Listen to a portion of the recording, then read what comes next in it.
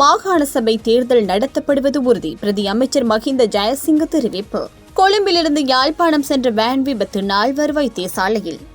துசித அல்லொழுவின் பிணை மனு நிராகரிப்பு.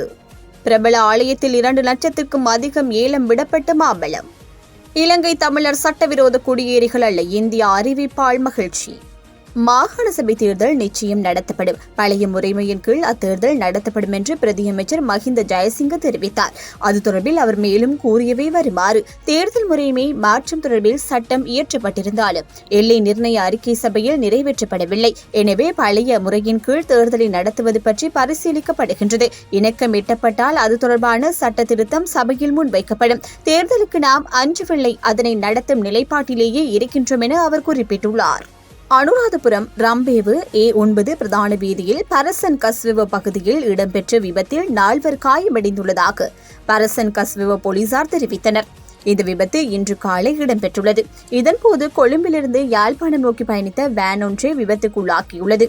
பரசன் கஸ்வெவ பஸ் தரிப்பிடத்தில் நிறுத்தி வைக்கப்பட்டிருந்த இலங்கை போக்குவரத்து சபைக்கு சொந்தமான பஸ் ஒன்றின் பின்புறத்தில் வேன் ஒன்று மோதியதில் இந்த விபத்து இடம்பெற்றுள்ளதாக போலீசார் தெரிவித்தனர். விபத்தின் போது வேனில் பயணித்த 4 காயமடைந்துள்ளதாக போலீசார் தெரிவித்தனர். காயமடைந்தவர்கள் சிகிச்சைக்காக அனுராதபுரம் போதனா வைத்தியசாலையில் அனுமதிக்கப்பட்டுள்ளதாக போலீசார் தெரிவித்தனர். மேலும் இது தொடர்பான மேலதிக விசாரணைகளை பரசன் கஸ்வெவ போலீசார் மேற்கொண்டு வருகின்றனர். தற்போது விளக்குமறியலில் வைக்கப்பட்டுள்ள துசித அல்லொழுவு தாக்கல் செய்த பிணை மனுவை நிராகரித்து கொழும்பு நீதவான் நீதிமன்றம் இன்று உத்தரவிட்டது. அதன்படி சந்தேக நபரை எதிர்வரும் 18ஆம் தேதி வரை விளக்குமறியலில் வைக்குமாறு கொழும்பு மேலதிக நீதவான் உத்தரவிட்டுள்ளார். தேசிய லொத்தர் சபையின் முன்னாள் பணிப்பாளர் துசித அல்லொழுவு பயணித்த வாகனத்தின் மீது அண்மையில் நாரகின்பேட்டு பகுதியில் துப்பாக்கிச்சூடு நடத்தப்பட்ட சம்பவம் தொடர்பில் சந்தேகத்தின் பேரில் அவர் கைது செய்யப்பட்டு விளக்குமறியலில் வைக்கப்பட்டுள்ளார்.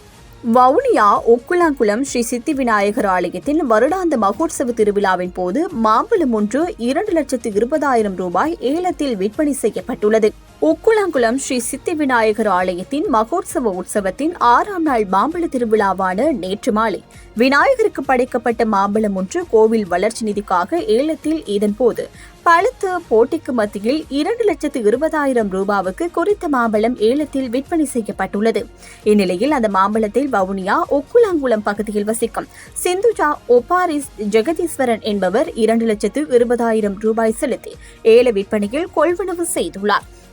இதேவேளை கடந்த வருடமும் வவுனியா ஒக்குலாங்குளம் பகுதியில் வசிக்கும் சிந்துஜா ஒபாரிஸ் ஜெயதீஸ்வரன் என்பவரே 2,85,000 ரூபாய் செலுத்தி ஏல விற்பனையில் கொள்வனவு செய்துள்ளமை குறிப்பிடத்தக்கது. 2015ஆம் ஆண்டு 9ஆம் தேதிக்கு முன்னர் உரிய ஆவணங்கள் எதுவுமின்றி இந்தியாவிற்குள் நுழைத்து அரசிடம் அகதிகளாக பதிவு செய்த இலங்கை தமிழர்கள் சட்டப்பூர்வமாக தங்குவதற்கு ஒன்றிய அரசு அனுமதி அளித்துள்ளதாக இந்திய ஊடகங்கள் தெரிவித்துள்ளன. அண்மையில் அமுல்படுத்தப்பட்ட குடிவரவு மற்றும் வெளிநாட்டினர் தொடர்பிலான சட்டத்தின் கீழ் உள்ள தண்டனை விதிகளிலிருந்து இலங்கை தமிழர்களுக்கு ஒன்றிய அரசு விளக்கம் அளித்துள்ளது.